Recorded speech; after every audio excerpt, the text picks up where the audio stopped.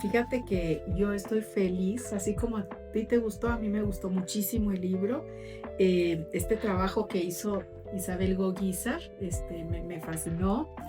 Yo he escrito varios libros para niños.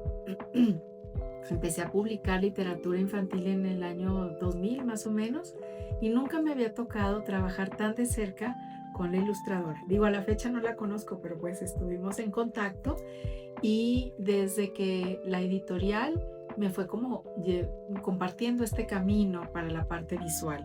Y como bien dices, yo creo que es muy importante porque pues como que se traduce desde los colores que se eligen, el personaje, como que transmite parte de la historia. A mí, por ejemplo, me mostraron el portafolio de varios ilustradores y yo escogí el trabajo de ella, me gustó mucho. Y luego ella misma tiene como muchas facetas y escogí este tipo de trabajo. Luego me presentó varios Florencios, varias musas, y yo elegí el Florencio y la musa que me gustaron. Y otra cosa que me pareció muy sabroso fue que cuando plasmaban el pueblo, parecía un pueblo como del centro de México.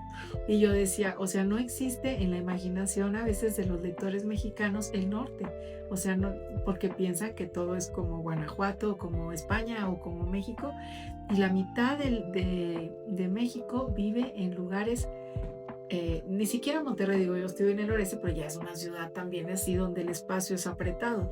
Pero cuando sales a los pequeños pueblos y comunidades, pues son construcciones bajitas, las calles son rectas y el cielo tiene una presencia muy importante porque el cielo relumbra las estrellas en la noche, y los que vivimos en ciudad pues hemos perdido esa fascinación. Sí. Los atardeceres en el desierto son un espectáculo hermoso.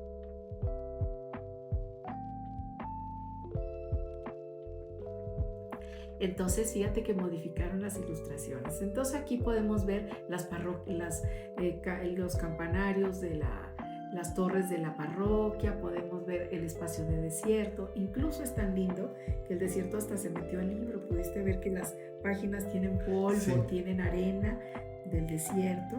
Entonces sí tiene una ilustración muy bonita. Hay vasijitas de paquimé para separar los fragmentos. Entonces todos estos elementos. Entonces sí es un trabajo muy bonito que invita mucho a la lectura. Mira, por ejemplo, aquí se ve esto de la, Sí, la ese me belleza encanta. de don Florencio reflexionando en el desierto sobre qué es lo que iba a hacer de su vida, ¿no? Sí, bueno, y esto es parte de la portada, ¿no?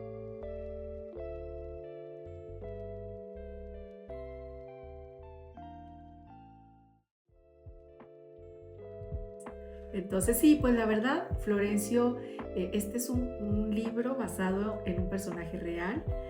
O sea, Florencio existió y es Florencio Torres, y por eso es que me resultaba muy fácil adecuarme.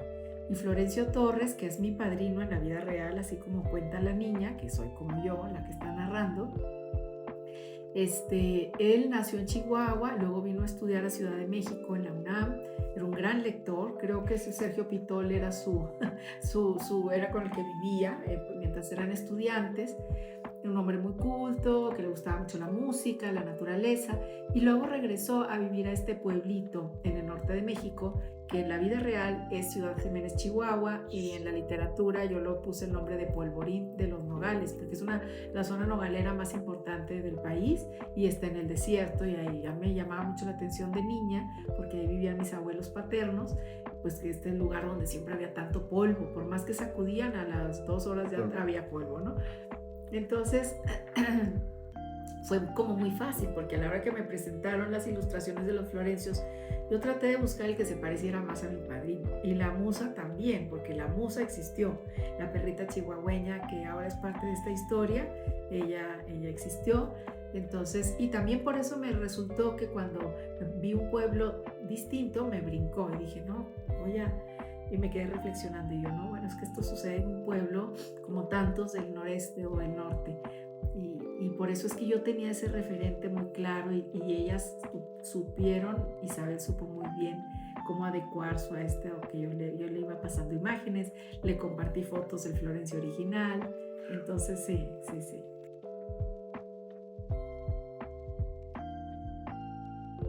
antes de escribir para niños, escribía cuento, poesía, y luego empiezo a escribir para niños, y a la par que empiezo a escribir novelas. Tengo también 2 novelas publicadas, aquí con el sello Lumen, en Penguin también. Una se titula Verás el fuego, otra Destierros.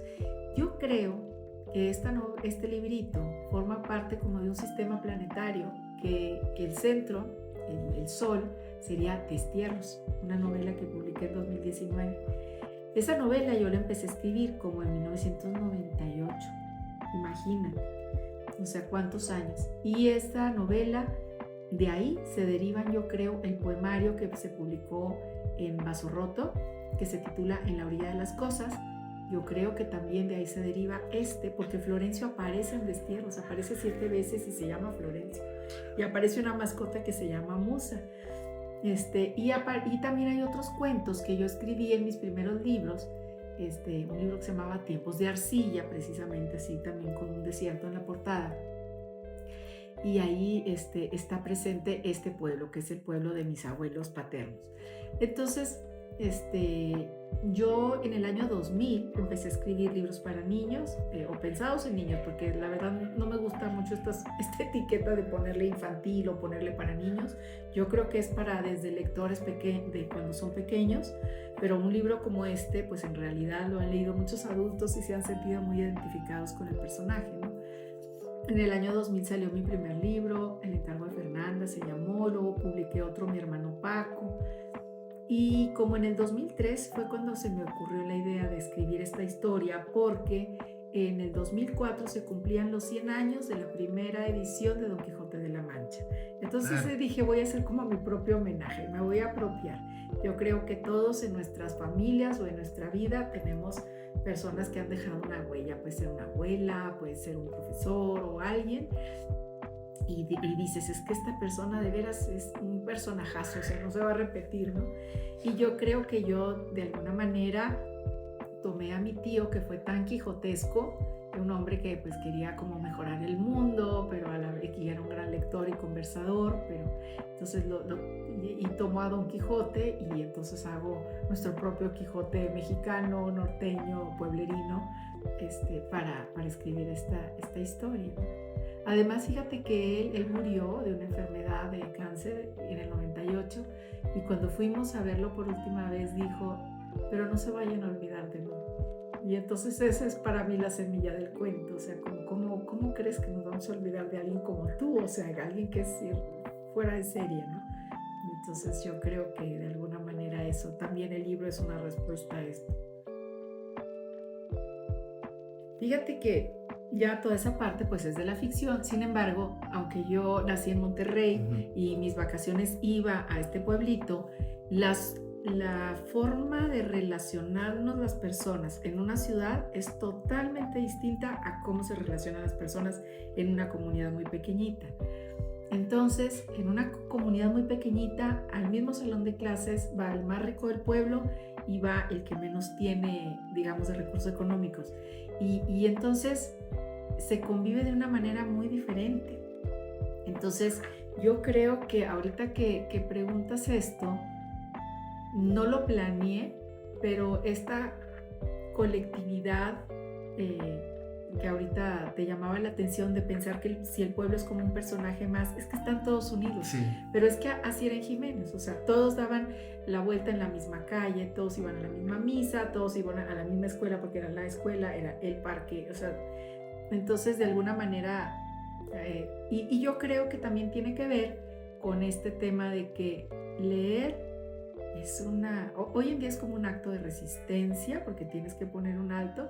Es una delicia la experiencia individual de leer, porque se detiene el universo y de pronto te zambulles en la lectura y todo, pero también leer en comunidad es muy lindo, es decir, tener con quien comentar lo que ya leímos, que eso es algo que pues yo en ese sentido me identifico un poco con el Don Florencio, porque yo tengo muchos años con club de lectura, pero además me he dedicado por toda mi vida de una u otra manera a promover la lectura, como profesora, con los clubes de lectura, o también asistiendo a programas de promoción en zonas vulnerables, escuelas públicas, colegios y demás.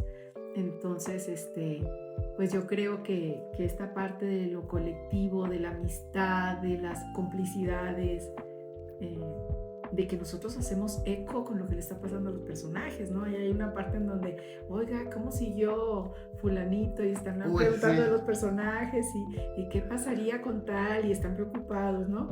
Y así pasa cuando uno está leyendo, ¿no? Uno a veces está sufriendo lo que sufre el personaje, y luego a veces uno no quiere que se acabe la historia porque ya no los vas a ver de alguna manera. Entonces, pues sí, eh, ahonda como en las diferentes el libro ahonda como o homenajea las diferentes fases que tiene el libro como objeto, el placer de la lectura individual, la complicidad de la lectura colectiva.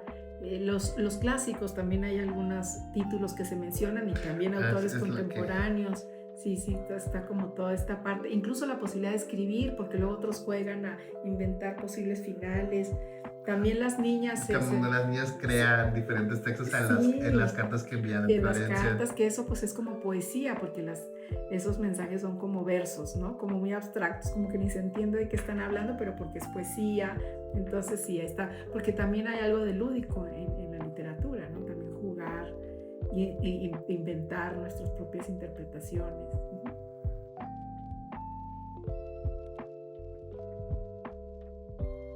Sí, pues el villano surge porque pues en una historia pues muchas veces pues tiene que, o sea, viene este contraste, nunca falta, por eso dice, nunca falta un envidioso, nunca falta, cuando todo va bien, algo, ¿no?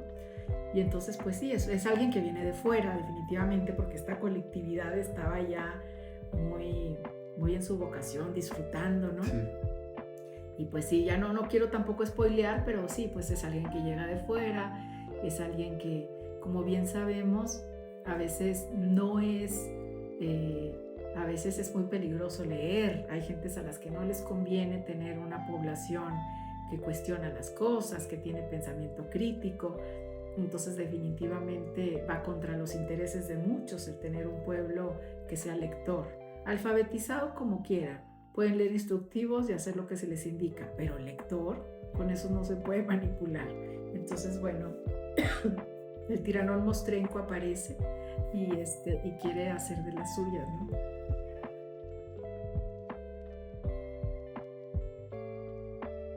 Sí, fíjate que a veces pensamos en los niños, pero híjole, yo veo que los adolescentes, los jóvenes y adultos mayores también estamos secuestrados por este magnífico trabajo que han hecho quienes asesoran a los que desarrollan las redes sociales, que de alguna manera, para cuando te das cuenta ya llevas media hora ahí checando el chisme y todo, ¿no? O sea, este tema de la serotonina y todo lo que han hecho para que nos volvamos adictos les ha funcionado muy bien.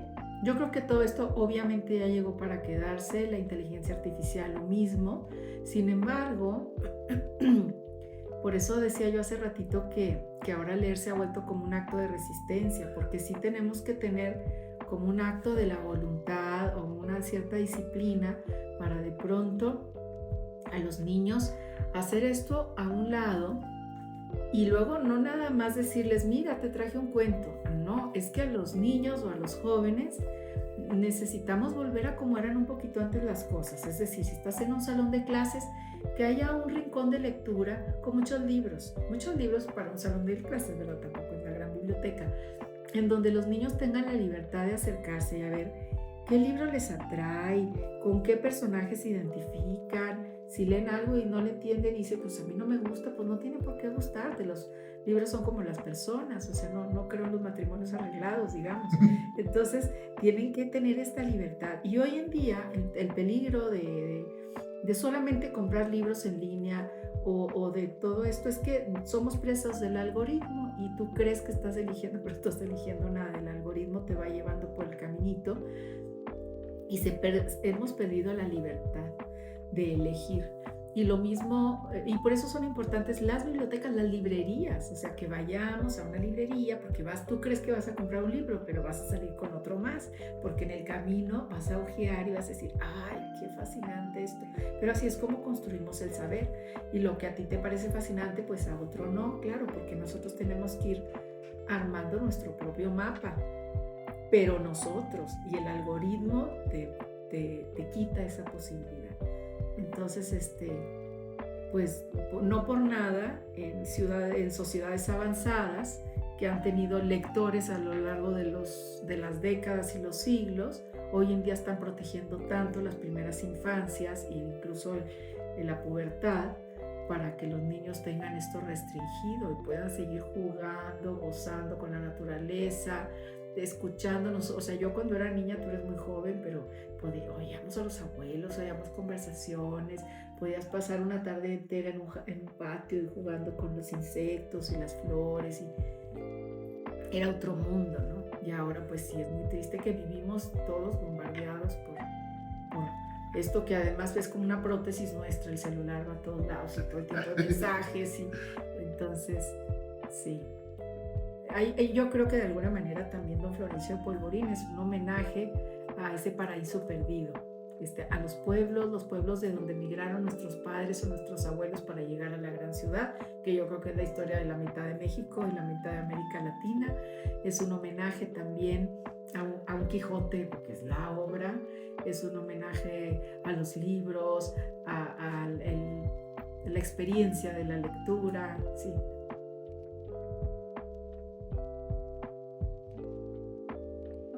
Yo creo que son complementarios, es decir, los seres humanos, desde que somos seres humanos, o sea, lo que nos distingue como especie es la palabra escrita, porque bien sabemos que hay otros mamíferos que tienen lenguajes complejos, como los delfines y demás. Sin embargo, nosotros no nada más hablamos, sino que además lo escribimos. Y desde que somos seres humanos nos contamos historias, desde las cavernas, y las representaban y lo que tú quieras, ¿no? Los audiolibros, yo creo que son una maravilla. O sea, yo creo que por mucho tiempo, bueno, la gente contaba y luego viene la escritura y luego viene, por ejemplo, esto que teníamos de que los abuelos nos contaban o una persona en el pueblo. Todo eso es una maravilla. Entonces yo creo que los audiolibros vienen a recuperar eso que habíamos perdido. Incluso cuando yo era niña existían discos en donde uno escuchaba historias de Cricri y así, o si no, a través de la radio. Cuando surge la radio, bueno, también había las narraciones a través de la radio. Entonces yo creo que es una acción complementaria. Sin embargo, creo que el libro es el núcleo. O sea, es un objeto, como dijo Irene Vallejo, que llegó para quedarse, que está bien diseñado desde el principio, y yo no creo que ni el libro electrónico, ni el audiolibro, ni nada de eso van a sustituirlo. A fines del siglo pasado y principios de nos decían, ya viene el libro electrónico, se van a acabar los libros de papel. No, ya vimos que eso ya quedó comprobadísimo que no es así. El libro de papel, yo creo que es el núcleo, y a veces, como dices tú, mientras leemos un libro de papel, pues a ratos escuchas un capítulo, o podrás llevar un ebook porque vas de viaje y no quieres ir cargando todos los libros, pero el libro de papel es como la madre, es como el núcleo, y de ahí están estas otras manifestaciones. Entonces a mí sí me gustan los audiolibros. Yo creo que tiene mucho que ver con la personalidad de cada uno. Algunos tenemos una memoria auditiva o memoria visual o memoria de... No. O sea, hay gente que me dice que yo me confundo toda, no lo puedo escuchar. Pues no los escuches, ¿verdad? Pero si eres una persona que sí te gusta escucharlos, escúchalos. Pero es diferente que leer en papel. O sea, por ejemplo, si yo voy a presentar un autor, me encanta escucharlo porque te llega la sonoridad de la palabra, todo eso cuando lo escuchas. Pero luego eso no sustituye que como quiera me echo un clavado y me pongo a leer el libro en papel y te das cuenta de cosas que se te fueron en el audio, ¿no? Sí. Entonces, yo creo que son diferentes experiencias alrededor del libro de papel.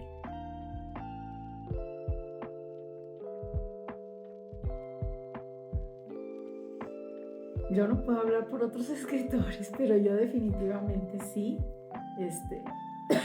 Desde niña me parecía así como que cómo se quemó la biblioteca de Alejandría. De hecho se menciona, o sea, ¿cómo es posible que de tantas tragedias de los griegos rescatamos 7 y eran 100, y con esos 7 no nos acabamos los arquetipos ahora para la psiquiatría y para o de pronto cosas que no sé, la cultura occidental vino a inventar apenas muy recientemente, y luego dices, no hombre, esto ya se había hecho hace 3.000 o 4.000 años, temas medicinales, temas matemáticos.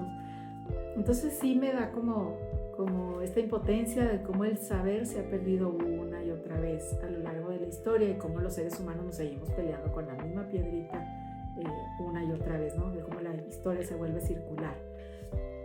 Entonces, de hecho, no recuerdo, creo que no te comenté, pero se menciona Chinguetti en el cuento, en este cuento. Y yo me encontré con que efectivamente en el desierto del Sahara, así como en el desierto de Chihuahua, están estas personas que dedican su vida a cuidar y almacenar libros antiguos, pero resulta que estos hombres, o sea, una especie como de beduinos que viven en el desierto, ellos tienen libros y manuscritos pues de hace 1000 años o más. Tienen como los libros más antiguos del planeta, y aunque llegan millonarios a ofrecerles un dineral por esos tesoros que ellos han cuidado a lo largo de las generaciones, por supuesto que no, ahí siguen. Entonces por eso de pronto don Florencio tiene este sueño con esta comunidad real de los de Chinguetti, y cuando se acerca en el sueño a ver la cara misteriosa es la suya, ¿no? Este guardián de los libros en medio del desierto, y quiere pues construir este gran Chinguetti en su propia tierra mexicana, ¿no? Entonces, pues yo creo que sí, para quienes sentimos que los libros son un tesoro, un objeto luminoso que llegó para quedarse, un vehículo para ir a tantos lugares, a tantos tiempos, para vivir otras vidas, pues definitivamente sí, este afán como de salvaguardar esto y compartirlo con otros, pues es como algo que nos mueve, que nos apasiona. Yo hablo por mí, supongo que muchas personas lo comparten y muchos escritores, como tu pregunta va, pero bueno, pues yo puedo hablar por mí. Bueno, pues los invito a que conozcan esta fascinante historia de don Florencio de Polvorín.